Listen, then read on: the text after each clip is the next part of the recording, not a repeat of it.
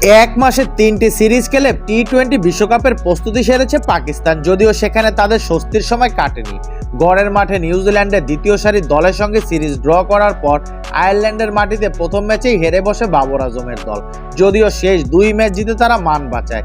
এরপর ইংল্যান্ডে ২ ম্যাচই হেরে যান বাবররা।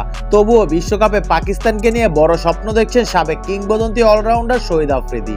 এই নিয়ে আজ পিসিবির এক পডকাস্ট অনুষ্ঠানে নিজের চাওয়ার কথা জানান আফ্রিদি। বর্তমানে টি-20 র্যাঙ্কিংয়ে ৬ থাকা দলটিকে তিনি চলতি বিশ্বকাপের ফাইনালে দেখছেন। এমনকি টুর্নামেন্টের আয়োজক ওয়েস্ট ইন্ডিজ ও যুক্তরাষ্ট্রের কন্ডিশনকে পাকিস্তান দলের জন্য উপযোগী বলেও মনে করেন ২০০৭ বিশ্বকাপের টুর্নামেন্ট সেরা আফ্রিদি।